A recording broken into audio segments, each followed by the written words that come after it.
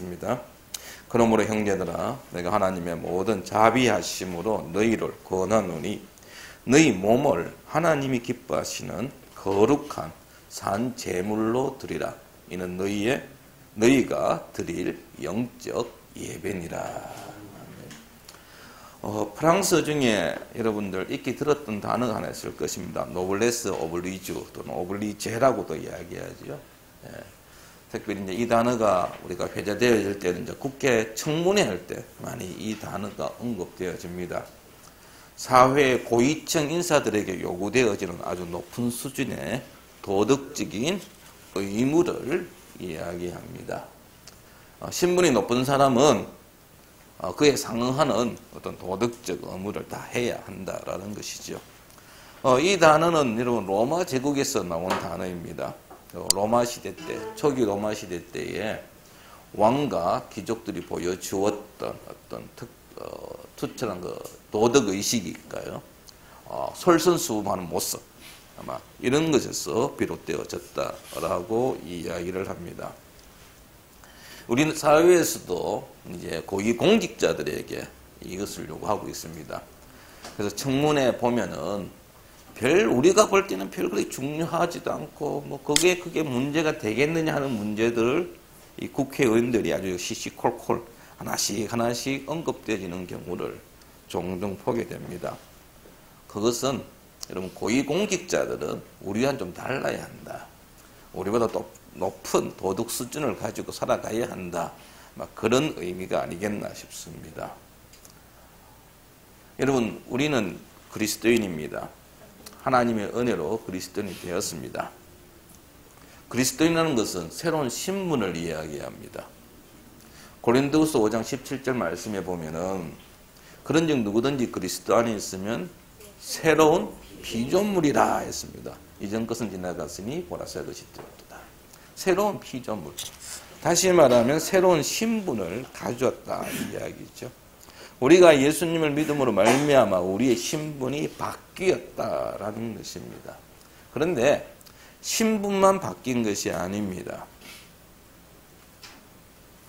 고위공직자들에게 노블레스 오블리주를 요구하는 것처럼 우리에게도 그 새로운 신분에 걸맞는 삶을 요구하고 있다라는 것입니다. 하나님께서도 우리에게 요구하고 있지만 하나님뿐만 아니지요. 이 세상 사람들도 우리에게 똑같이 요구하고 있다는 사실입니다. 그리스도인으로서 합당한 삶을 우리는 요구받고 있는 현실입니다. 자, 그렇다고 한다면 우리의 삶은 현재 어떠하냐 하는 것입니다. 우리의 삶이 믿지 않는 자들과 비교해 볼 때 얼마나 다르냐 하는 것이죠. 다른 사람과 비교하지 말고 그러면 우리가 예수님을 믿기 이전의 모습, 물론 이제 모태신앙 되면은 조금 이야기는 달라지겠지만은 우리가 중간에 예수님을 믿었다라고 한다면 예수님을 믿기 이전의 나의 모습과 지금의 나의 모습이 얼마나 바뀌었느냐 하는 것입니다. 모태신앙이라고 한다면은 진실로 예수 그리스도를 인격적으로 만나가지고 회심했을 때가 있을 것입니다. 그러면 그때 회심하기 이전과 회심하고 난 이후의 우리의 삶을 비교해 본다면 얼마나 달라졌느냐 하는 것입니다. 솔직히 말하면 아직도 우리는 많은 부분에서 부족하지요. 여러분, 예수님을 믿는다고 해서 하루아침에 우리의 삶이 달라지는 것은 아닙니다. 교회가 거룩한 사람들로만 모인 곳은 아닙니다. 믿지 않는 사람들이 교회에 와가지고 야, 예수 믿는 사람들 왜 저러느냐 라고 흔히들 이야기하는데요. 맞습니다. 우리가 예수를 믿었지만 우리의 삶은 아직까지도 과거의 연속선상에 있기 때문에, 그리고 완전히 달라지지 않았기 때문에 허물이 하나 두 개가 아니지요. 주님 앞에 갔을 때, 주님 앞에 섰을 때 그때 우리가 온전히 우리의 삶은 달라지지요. 이것을 신학적으로 이야기하면 성화라고 이야기를 하고 있죠. 그렇다고 한다면은 그냥 예수 믿기 이전의 삶을 그냥 그대로 살면 되느냐? 그것은 아니라는 것이죠. 우리의 삶은 바뀌어져야 한다라는 것입니다. 혹시 왜 우리가 그렇게 높은 도덕적 기준을 가지고 살아야 하느냐? 라고 항변하시는 분 계실는지 모르겠지만 그러나 우리가 새로운 신분을 받았기 때문에, 새로운 신분이 있기 때문에 우리 삶은 바뀌어져야 되고, 그러한 요구에 대해서 우리는 기쁨으로 감수해야 한다라는 것입니다. 이제 오늘부터 우리가 12장 말씀을 살펴보겠는데요. 이 12장 이후에 나오는 말씀은요, 마태복음 5, 6, 7장에 나와 있는 산상수훈, 예수님께서 산이하신 설교와 함께 우리가 그리스도인으로서 이 땅에 어떻게 살아가야 할 것인지에 관해서 아주 구체적으로 언급하고 있는 성경 말씀들입니다. 특별히 이제 오늘 우리가 본 12장을 1절을 보았는데요. 12장은 이제 그 시작인데 크게 세 부분으로 나눌 수가 있습니다. 1절, 2절을 나눌 수 있고요. 3절에서 8절까지 할 수 있고, 그 다음에 9절에서 마지막 절까지로 나누어집니다. 특별히 1, 2절은 그리스도인으로서 우리가 살아갈 때의 아주 기본적인 원리, 삶의 룰을 말씀하고 있는 것입니다. 바울은 그리스도인으로서 우리가 어떻게 살 것인지에 대해서 중점적으로 밝히고 있는데요. 자, 1절을 다시 한번 보겠습니다. 그러므로 형제들아, 내가 하나님의 모든 자비하심으로 너희를 권하노니 너희 몸을 하나님이 기뻐하시는 거룩한 산 제물로 드리라. 이는 너희가 드릴 영적 예배니라. 아멘. 이 시작이 이제 그러므로입니다. 그러므로. 이거는 여러분들 내용이 바뀔 때 사용해야지는 접속사지요. 그러므로라는 이야기는 1장부터 11장까지 언급되어졌던 내용에 대한 결론이기도 하고요. 이야기를 좀 바꾸는 이야기입니다. 11장까지 바울은 믿음에 관해서, 구원에 관해서 이야기를 했습니다. 1장 16절에서 언급되어진 것처럼 오직 의인은 믿음으로 말미암아 구원을 받는다라고 선포했고, 그리고 그것을 입증하기 위해서 나름대로 바울은 이제 구체적으로 하나씩 예를 들면서 설명을 쭉 해왔습니다. 자, 우리가 구원, 하나님의 은혜로 믿음으로 인하여 구원을 받았다. 그렇다고 한다면은 이제 구원받은 자로서 어떻게 살 것인지를 이야기하고 있는 것이죠. 이러한 구조는 갈라디아서라든지 에베소서가 마찬가지입니다. 앞부분은 교리 부분을 다루고 있고 뒷부분은 삶을 다루고 있습니다. 저는 이 부분을 보면서 하나 느낀 게 뭐냐면은 우리의 신앙이라는 것, 믿음이라는 것이 삶과 믿음은 결코 분리되어질 수 없다라는 것입니다. 별개의 것이 아니라는 것이죠. 삶이 동반되지 않는 믿음은 진정한 믿음이라고 할 수 없습니다. 야고보가 언급하고 있는 것처럼 진짜 믿음이 아니다라는 것입니다. 죽은 믿음입니다. 우리가 진실로 믿는다고 한다면 우리의 삶이 따라가야 한다는 것입니다. 올해 지금 종교개혁 500주년 해가지고 여러 종교개혁자들의 사상을 부각시키면서 그 중에 하나가 우리 한국교회에 잘못 적용되어진 게 하나 있다고 이야기합니다. 그게 뭐냐면은 종교개혁자들이 종교개혁을 추진할 때 5가지 솔라가 있습니다. 있는데 그 중에 하나가 오직 믿음으로 말미암아 구원을 받는다. 그래서 믿음만을 강조하다 보니까 삶에 대해서는 언급하지 않았다. 그래서 한국 교인들이 지적으로는 믿음으로 구원받는 사실은 알고 있지만 삶에 있어서는 상당히 약하다라는 이야기를 하고 있습니다. 그런데 여러분, 그것은 종교개혁자들에게 잘못이 있는 것이 아니라 그들의 주장을 우리가 오해했다는 것이죠. 진실로 오직 믿음으로 말미암아 구원받는다는 것은 내가 예수님을 믿습니다. 이렇게 말로 고백하는 것이 전부가 아니라는 것이죠. 우리의 삶이 따라가지 아니한다고 한다면 내가 예수님을 믿습니다. 이 고백은 아무런 의미가 없다라는 것입니다. 우리의 믿음은 삶 속에서 증명되어져야 합니다. 그런데 그 삶이 교회 안에서의 삶을 이야기하는 게 아닙니다. 우리가 직접 하루 종일 살아가는 가정에서 우리의 삶, 우리의 믿음이 증명되어져야 되고 우리의 일터에서 우리의 믿음이 증명되어져야 한다라는 사실입니다. 여러분들, 우리끼리 안에서 우리의 믿음을 자랑하지 마십시오.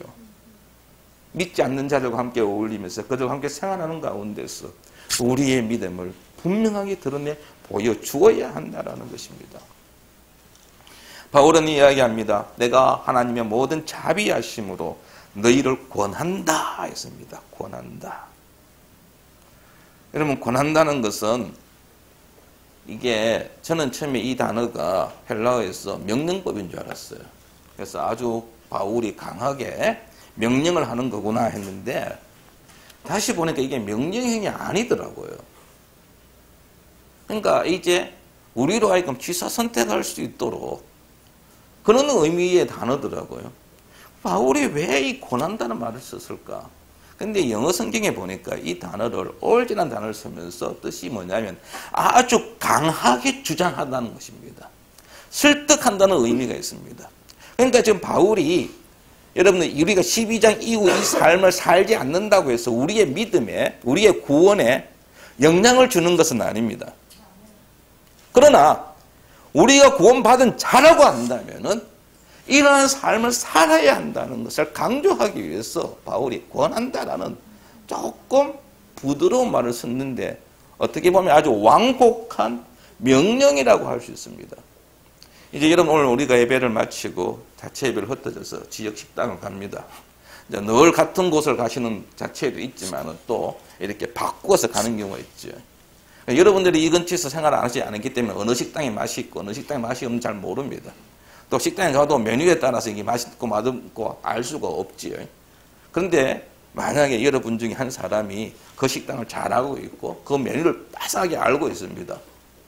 그래서 갔습니다. 우리 뭐 시켰고 하니까 여기저기서 이거 시켜야 저거 시켜야 합니다. 잘 알고 있는 사람이 이야기합니다. 아, 이 식당 이게 참 맛있다. 이 집에서 오면 이거 먹어야 한다라고 이야기를 합니다. 그런데 많은 사람들 그러냐고 하면 우리 그럼 그거 시켜 먹지 하는데 꼭 오면 한두 사람은 뭡니까? 나 그거 안 먹어. 맛없어요. 하면서 나는 이거 시켜야 되겠다고 이야기합니다. 그럼 여러분들 그래? 그럼 당신 그거 먹어 하고 손 떼고 뒷짐지고 가만히 있습니까? 아니면은 그거 맛없으니까 이거 시켜 먹으라고 이야기합니까? 아마 다를 수 있겠지요. 여러분 맛을 아는 사람이라면요. 그 맛없는 거 시킨 사람 보고 그래 니 그거 먹고 떨어져라 가리죠. 권해야 됩니다. 설득시켜야 합니다. 아주 강력하게 주장해야 됩니다. 그거 먹으면 진짜 맛없어. 이거 먹으면 진짜 맛있어. 계속해서 주입해가지고 그걸 메뉴를 바꾸도록 해야지. 그 맛없는 메뉴 시킨 거 그래 알았어. 이건 아니죠. 바울이 지금 그 이야기를 하고 있는 겁니다. 권한다는 이야기는 이거 지키도 되고 안 지키도 되고 그는 네 알아서 해라가 아니고요. 예수 믿는 사람이라고 한다면 반드시 이것을 지켜야 한다. 아주 강하게 명령은 하고 있지 않지만 강하게 우리를 설득하고 있다는 것입니다. 그러므로 성도 여러분, 우리는 이 바울의 권면을 귀를 기울여야 합니다. 이제 오늘부터 시작되는 12장 이후의 말씀 속에서 우리의 삶 속에서 아마 막가시가 될 것입니다. 과연 내가 이렇게까지 살아야 하느냐? 우리 삶이 이렇게 바뀌어져야 하느냐? 나는 힘들고 어려워. 나는 포기하고 싶어. 아마 그런 생각이 들 수도 있습니다. 그러나 하나님께서 우리에게 이렇게 살기를 원하십니다. 그렇다고 한다면 비록 내가 상처가 나고 내가 아프고 힘들어도 우리는 바뀌어져야 한다라는 것입니다. 먼저는 바울이 우리에게 요구하는 것이 무엇인가? 1절 끝에 보니까 영적 예배란 단어가 나옵니다.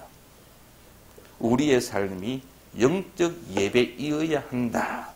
영적 예배를 드리는 삶을 살아야 한다라는 것입니다. 영적 예배.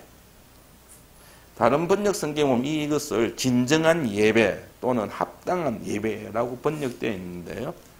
단어의 의미를 따라가 보면은 올바른 예배를 드리라는 것입니다. 예배라는 것은 우리가 이렇게 모여서 찬송하고 여러분들 말씀 듣고 헌금하고 기도하고 이 한 순서가 예배이죠. 그런데 여러분 예배를 좀 더 폭넓게 이야기하면은요, 하나님을 위해서 행하는 모든 일은 다 예배입니다. 그래서 단순히 우리 주일 오전 11시에 모여서 드려지는 것만이 예배가 아니고요, 우리의 하루의 24시간 전체가 예배의 삶을 살아야 한다라는 것입니다. 바울은 우리가 어떻게 예배를 드리는 것이냐 했을 때 너희 몸을 하나님이 기뻐하시는 거룩한 산 제물로 드리라 하고 있습니다. 드리라. 여러분 드린다는 것은요, 이 단어는 구약에서 제사장이 바치거나 드리려고 희생제물을 가져올 때 사용하는 단어입니다. 그러니까 제사와 관련되어진 단어라는 이야기죠. 하나님께 드려진다는 이야기는 하나님께 모든 것을 맡기는 겁니다. 내가 임의로 하는 것이 아니라 남김없이 내어놓는다라는 것입니다. 좀 쉽게 이야기하면 소유권 이전입니다. 내 소유였는데 하나님께 드린다는 것은 이제부터 내 소유가 아니고 하나님의 소유입니다 라는 것입니다. 여러분, 오늘 설교 제목이 항복입니다. 제가 여러 가지의 단어를 생각했습니다. 오늘 설교 좀 뭘로 할까? 이거 할까 저거 할까 하다가 이 항복이라는 단어가 참 마음에 와닿더라. 그래서 설교 좀 항복했는데, 하나님께 드린다는 것은요, 내 몸을 드린다는 것은 하나님께 내가 항복하는 겁니다. 하나님께 내가 항복하는 겁니다. 이러면 항복하게 되면 내 마음대로 할 수 없잖아요. 항복하게 되면 내 뜻대로 내 생각대로 할 수 없습니다. 시키는 대로 해야 합니다. 포로된 자가 자기 멋대로 야 오늘 아침 스테이크 먹고 싶으니까 스테이크 가져와라 할 수 없습니다. 내가 지금 머물고 있는 막사가 너무 좁으니까 좀 더 큰 막사로 옮겨달라 할 수 없습니다. 시키는 대로 해야 됩니다. 하나님께서 우리가 하나님 앞에 우리 몸을 드린다는 것은 내 마음대로 하는 것이 아니라 하나님의 뜻에 따라서 하나님이 원하시는 대로 해야 한다는 것입니다. 그런데 하나님께 이 바울이 지금 우리의 몸을 드리라고 이야기합니다. 몸은 우리의 삶의 전부입니다. 우리의 삶의 모든 영역을 가리킵니다. 우리의 지성, 우리의 감성, 건강, 재물, 직업, 사업, 뭐 할 것 없이 모든 삶의 영역 하나하나 이 모든 것들을 하나님께 드릴 수 있어야 한다라는 것입니다. 우리 일상적인 삶 속에서 매일의 삶 속에서 먹고 일하고 노는 모든 삶을 우리는 하나님 앞에 드려야 한다라는 것입니다. 우리의 삶의 주인은 우리가 아닙니다. 많은 사람들이 마치 자기 자신이 주인인 양 행세하는데 이것은 잘못된 것입니다. 모든 것이 하나님께로부터 왔고 모든 것이 하나님께로 돌아갑니다. 우리의 명의로 되어 있지만은 우리의 것이 아니다라는 것입니다. 하나님께서 우리에게 잠시 위탁한 것에 불과하다는 것이죠. 그래서 하나님이 요구하시면 내놓아야 합니다. 여기에 대해서 이의 제기할 수 없습니다. 원망하거나 불평할 수 없습니다. 올해 이제 저희 집에 가장 큰 일 중에 하나는 이제 우리 큰아들이 제대한 겁니다. 2년 전에 이제 해군에 입대했을 때 따라갔습니다. 입소식을 하는데요. 한쪽에 막 전시해 놨더라고요. 뭔가 싶어서 가보니까요. 해군이 입대하면 받는 보급품들 쫙 전시해 놨어요. 그래서 겨울에 입는 외투벽, 그 다음에 신발도 하나가 아니더라고요. 저희들은 기껏해야 그 전투화 2개씩 워커라 그러죠. 전투 2개에다가 이제 뭡니까 그 운동화 하나 이게 전부였는데 뭐 해군은 보니까 뭐 좋은 구두가 뭐 있고요 이렇더라고요. 그래서 와 참 좋다 싶었어요. 그런데요 제대할 때 아무것도 못 가져 나왔습니다. 달랑 예비군복 하나, 한 번도 아마 제가 알기로는 해군은 입어보지 않은 육군 예비군복 하나, 그거 입고 왔습니다. 그럼 그거 입고 나올 때에 뭐 저는 보지 않아서 모르겠습니다만은 제 큰아들이 그 보급병 보고 야 이거 너무한 거 아니냐. 내가 2년 동안 그동안 그거 내가 얼마나 아끼고 참 다림질을 진짜 밤새가면서 그 칼 같은 줄 잡고 아주 그 구두도 뭡니까 그 광나도 탁 닦고 내가 참 관리 잘하고 내가 정말 아껴 썼는데 왜 내가 이걸 못 가져가느냐라는 불평을 했을까요 안 했을까요? 못합니다. 그 옷에 보면은 자기 이름 적혀 있습니다. 명찰 딱 붙여 있어요. 그런데 뭐합니까? 다 반납해야 됩니다. 이유는 딱 하나입니다. 자기 뜻이 아니기 때문에. 군생활하는 동안만 위탁받은 것이기 때문에 군생활할 때 내가 내 마음대로 쓰지만은 끝나고 반납하라 하면 다 반납해야 합니다. 근데 그걸 몰래 숨기고 놓으면은요, 뭐 안 들리면 괜찮지만은 나오다가 걸리면은 영창은 안 갑니다. 제대했기 때문에. 영창은 안 가지만은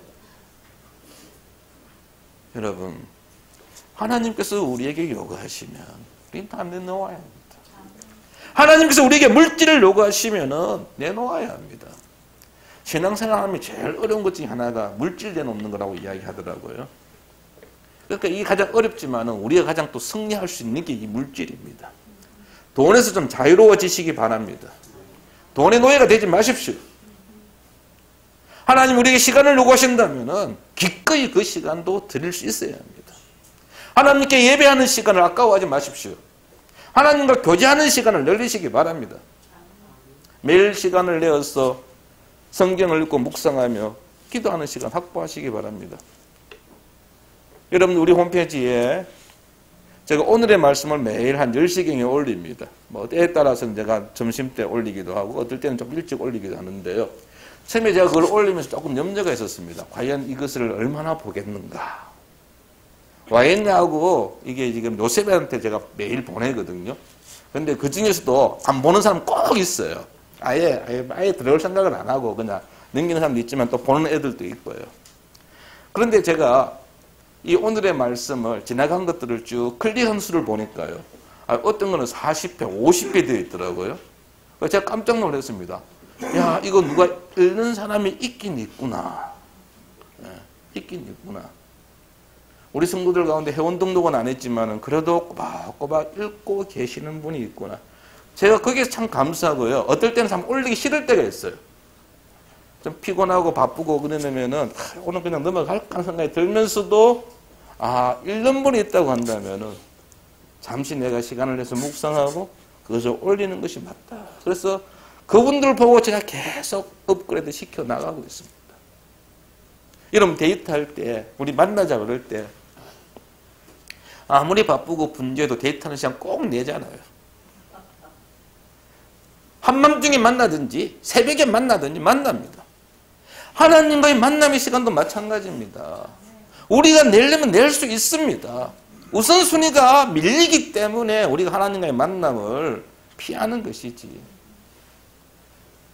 하나님과의 만남의 시간을 확보하시기 바랍니다. 결코 후회하지 않을 시간이 될 것입니다. 하나님 우리에게 재능을 요구하십니까? 그 재능도 기꺼이 드리시기 바랍니다. 하나님께서 우리에게 재능을 주시면 그 재능을 통해서 무엇인가 하실 일이 있기 때문입니다. 하나님 놀라운 계획이 있다는 것입니다. 그 계획에 따라서 내가 가지고 있는 재능 기쁜 마음으로 내놓을 수 있어야 한다라는 것입니다. 자, 그렇다고 한다면 우리가 어떻게 하나님 앞에 올바른 예배를 드릴 수 있겠느냐 하는 것입니다. 세 가지가 나옵니다. 첫 번째가 하나님께서 기뻐하시는 방법으로 드려야 한다라는 사실입니다. 하나님이 기뻐하시는 방법입니다. 내 방법이 아닙니다. 기쁨의 주체가 내가 아니라 하나님이어야 한다라는 것입니다. 사무엘상 15장에 보면은 우리는 사울 왕의 이야기를 잘 볼 수 있습니다. 하나님께서 사무엘을 통해서 사울 왕이 이야기했습니다. 아말렉 족속을 멸하라. 진멸하라. 다 죽이라고 이야기했습니다. 그런데 사울 왕은 아가왕을 살려두었습니다. 보기 좋은 흔히 말 돈 나갈 만한 양, 염소 다 살려두었습니다. 하나님의 명령은 전멸이었지만 사울 왕은 그렇게 하지 않았습니다. 이유는 딱 하나입니다. 사울 왕이 판단한 겁니다. 자기가 볼 때에 굳이 다 죽일 필요 있겠느냐 하는 것입니다. 하나님의 명령을 따르지 아니하고 자기 판단에 따라서 행동했다라는 사실입니다. 이러한 행동은 하나님을 기쁘시게 하지 못했습니다. 성도 여러분, 우리가 하나님께 헌신함에 있어서 우리가 판단하고 우리가 결정하고 우리의 방식대로 하면 되지 않는다라는 사실입니다. 하나님이 기뻐하시는 하나님이 원하시는 방법대로 해야 한다는 사실입니다. 두 번째로 이야기하고 있는 것은 거룩함입니다. 거룩한 제물로 드리라고 이야기했습니다. 거룩은 구별입니다. 따로 분리한다는 이야기지요. 이스라엘 백성이 하나님을 제사 드릴 때에 여러분들 구별되어진 제물을 드렸습니다. 짐승에 대해서 물론 제사의 종류에 따라서 짐승의 차이는 있긴 했지만 공통점이 하나가 있는데 흠이 있는 짐승은 하나님 앞에 드리지 못하게 했다라는 사실입니다. 흠이 없어야 한다라는 것입니다. 우리의 헌신도 마찬가지입니다. 우리의 헌신도 구별되어져야 합니다. 여러분, 교회가 돈이 없네. 헌금 좀 해야 되겠네. 이래가지고 남의 집에 또 담을 넘어가가지고 훔쳐가지고 헌금하면 됩니까? 안 됩니까? 안 되잖아요. 결과도 중요하지만 더 중요한 것은 그 과정이라는 것입니다. 그래서 바울 서신에 보시면은 하나님께서 바울을 통해서 하신 말씀은 뭐냐? 너희가 땀 흘려 수고해가지고 그 버린 돈 가지고 구제하라고 말씀하십니다. 땀 흘려 수고한 거. 병법이나 불법을 사용하면 되지 않는다는 이야기합니다. 지켜야 할 것이 있다고 한다면 반드시 지켜야 합니다. 손해보아야 한다면 손해볼 수 있어야 합니다. 정말 하나님 앞에서 사람 앞에서 부끄러움이 없어야 한다라는 것입니다. 마지막으로 살아있는 재물입니다. 산 재물을 드리라고 했습니다. 살아있다는 것은 끊임없이 이루어져야 한다는 이야기입니다. 여러분 죽은 거는 끝이죠. 살아있는 것은 계속 호흡 유지한다는 이야기 아닙니까? 우리가 하나님 앞에 헌신함에 있어서 한 번만 드리는 것이 아닙니다. 일정한 기간에 일시적으로 하나님 앞에 헌신하는 것이 아닙니다. 계속 지속되어져야 합니다. 언제까지? 하나님 앞에 갈 때까지. 주님 앞에 가는 그날까지 우리는 헌신해야 한다는 것입니다. 어떤 상황, 어떤 때라도 항상 드려져야 합니다. 여유 있을 때 하나님께 헌신하는 게 아닙니다. 내가 힘들고 어렵고 정말 내 살기가 바쁠 그때에도 하나님 앞에 우리는 헌신해야 한다라는 것입니다. 그런데 안타까운 것은 이러한 헌신들이 갈수록 찾아보기가 어렵다는 사실입니다. 최근에 몇몇 목사님들과 만나면서 이런저런 이야기를 좀 많이 나누었습니다. 어떤 목사님이 이렇게 이야기하더라고요. 서울 수도권에 있던 목사님인데요. 이제 이분은 이제 기관 목회를 하시는 분이라 여러 교회를 다니면서 그 교회 목사님, 담임 목사님들로부터 요청이 있으면은 가서 강의하고 세미나 인도하고 그런 분입니다. 그래서 가는 그 수도권 있는 교회를 가니까 하는 이야기가 목사님, 7월 달에는 교회에서 청년들이 안 보입니다. 그러니까 아니 왜 7월 달에 청년들이 없어요? 그러니까 답은 하나입니다. 7월 달만 되면요 청년들이 짐 싸들고 다 교회를 떠납니다. 어디 갑니까? 유럽으로, 동남아로, 미주로 여행 간다는 거예요. 그냥 교회를 안 온다는 겁니다. 7월 달만 되면은 젊은이들이 없다는 겁니다. 교회 안에. 한 500명 출석하는 교회 규모의 목사님 하는 이야기는 우리 교회는요 3분의 1씩 돌아가면서 주일날 빠집니다. 그래서 주일 성수가 아니고 월 성수입니다. 그래요. 매주일 교회 오는 것이 이제 여러분 그건 박물관 이야기고 이제 한 달에 한 번만 교회 와도 감사득자라는 겁니다. 달라진 이야기들이죠. 정관에서 교회를 개척한 목사님이 이야기입니다. 뭐 사실인지 아닌지는 모르겠어요. 그런데 제가 제 3자를 통해 들었는데 하는 이야기가 정관에 신도시가 형성되어졌잖아요. 그래서 이제 부푼 꿈을 가지고 이제 교회를 개척했답니다. 근데 한들 열심히 했어요. 근데 교인이 안 불어나요. 그래서 이유가 뭘까 하고 찾아봤는데 의외로 답은요 엉뚱한 데 있더라고요. 우리 집사님 한 분도 우리 정관에 사실이지만 사실인지 아닌지 모르겠지만은요 주일만 되면 정관이 공동화 현상이 일어난답니다. 무슨 말이냐면 여러분들 중구, 동구에 가면 좀 사람들 안 살잖아요. 낮에는 막 일한다 사람들 모여 살다가 저녁 때는 다 자기 고향 돌아가 버리잖아 집으로. 그러니까 동구나 중구는 인구석 확 줄어들어가지고 뭐 그거를 합판이 많이 맺지 이런 이야기 나오거든요. 지금 정관이 그렇다는 거예요. 평일에는 그합니다. 각자 맞벌이하고 학생들 학교 다니고 바쁘게 살다가 주말만 되면은 야 우리 가족도 한 주간 더 열심히 살았는데 가자 이래가지고 짐 싸들고 차 타고 나온답니다. 그러니까 정관에 주일날 사람이 없대요. 우리 집사 한 분 주일날 우리 교회 오잖아요. 그 떠나가지고 교회 오는 것은 함께 예배하는 것보다 놀러 가는 것이 삶의 우선순위로 바뀌었다는 것입니다. 그런 이야기를 나누면서 참 답답함을 나누었는데요. 그런데 여러분도 반대 이야기도 있습니다. 여러분들 우리 교회 주변에 동명이교라고 할까요? 똑같이 있는 교회를 가진 교회가 있습니다. 아시는지 모르겠어요. 우리 교회를 딱 나가면 오른쪽에 한 교회가 있고요. 도로 건너편에. 또 왼쪽으로 조금만 가면 또 교회가 있는데 이름이 똑같습니다. 당연히 하나는 고신적 교육, 하나는 합동적 교육이기 때문에 문제는 없는데요. 이 롯데 아파트 앞에 있는 교회가 목사님은 저와 같은 교단입니다. 그래서 한 번씩 커피도 마시고 뭐 이렇게 이런 이야기 저런 이야기 하는데 제가 그 교회 갈 때마다 참 부러움을 느낍니다. 정말 확실하게 지역 밀착형 교회를 하고 있습니다. 많은 교인들이 다 30대, 40대 이하입니다. 젊은 층들이 모였는데요. 제가 제일 부러운 게 뭔지 아십니까? 거기에 프로그램, 우리도 참 좋겠다 생각이 드는데 제일 부러운 거는요. 교인이 느는데 뭐 그렇게 많이 늘지 않는데요. 어떤 교인이 느냐니까 교회 근처 교인이 는다는 거예요. 아니 목사님 교회 근처 교인이 어떻게 늡니까? 했더니 다른 게 아니고 젊은이들이 결혼하면은 직장이나 처가 근처로 집을 구하는 게 아니고 교회 근처로 집을 구한다는 겁니다. 아, 제가 그 애들과 얼마나 부러운지요. 그러니까 갈 때마다 낮에 보면은 사람들이 있어요. 교회 근처로 교인들의 집이 모이기 시작하니까요. 얼마 전에는 또 교회 리모델링 했습니다. 앞에 있는 아파트 때문에.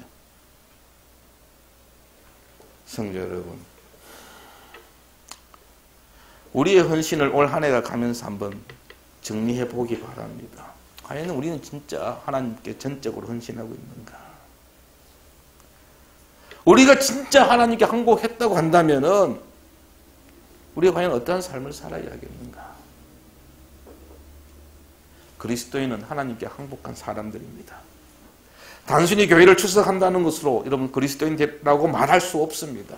성경을 읽고 찬송을 부르고 기도한다고 해서 여러분 종교에다 기독교라고 적어 놓는다고 해서 세례를 받았다고 해서 참된 그리스도인 되는 것은 결코 아닙니다.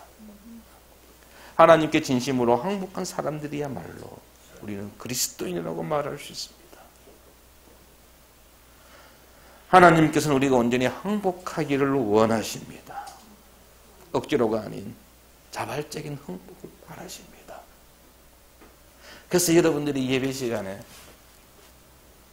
예배에 집중하지 않고 딴짓하고 있어도 하나님 뒷짐지고 그냥 지켜보고 계십니다. 제가 만약 하나님 같으면은 예배 시간에 졸거나 딴짓하고 있는 사람한테 가서 꿀밤 팍 주고 싶던데 하나님은 그렇게 안 해요. 그냥 놔둬요. 왜? 자발적인 것을 원하시기 때문에. 물론 우리가 하나님께 항복하면 우리 마음대로 할 수가 없습니다. 하고 싶은 것도 참아야 합니다. 그러나 우리가 항복해서 하나님의 말씀에 인도하심에 따라갈 때, 순종할 때에 우리는 하나님의 살아계심을 체험할 수 있다라는 것입니다. 하나님께 항복한 그리스도인 삶은 다릅니다. 하나님께 항복했다고 한다면 우리의 삶은 달라져야 합니다. 무엇보다도 하나님의 통치를 받아야 합니다. 하나님께서 마음대로 하실 수 있도록 기꺼이 우리 자신을 하나님께 맡기는 성도들 되기를 바랍니다. 오늘도 우리가 하나님께 항복해서 하나님의 다스리심을 받는 하나님의 주권을 인정하는 복된 그리스도인의 삶을 살아가기를 축원합니다. 아버지 하나님, 이 시간 우리에게 귀한 말씀을 허락하심을 감사합니다. 주의 말씀 앞에 우리 자신을 비추어 볼 때 참 부족합니다. 많은 부분을 고쳐야 합니다. 버려야 합니다. 또 새로운 것들을 취해야 합니다. 우리의 힘으로는 할 수 없습니다. 성령 하나님께서 하나님의 모든 자비하심으로 권한다라고 하셨사오니 주여 성령 하나님께서 우리 가운데 임하사 우리의 삶을 변화시켜 주시옵소서. 하나님께 기꺼이 기쁜 마음으로 항복하여 하나님이 원하시는 삶을 살아가는 우리 모든 믿음장 성도가 되게 하여 주시옵소서. 지금은 우리 주 예수 그리스도의 은혜와 아버지 하나님의 크신 사랑하심과 성령님의 인도 보호하심이 매일매일의 삶 속에서 하나님께 항복하고 하나님의 인도와 보호하심을 따라 살아가는 하나님의 말씀에 철저하게 순종하며 살기를 원하는 변화되기를 원하는 모든 성도들 위해 영원토록 함께 하실지어다. 아멘.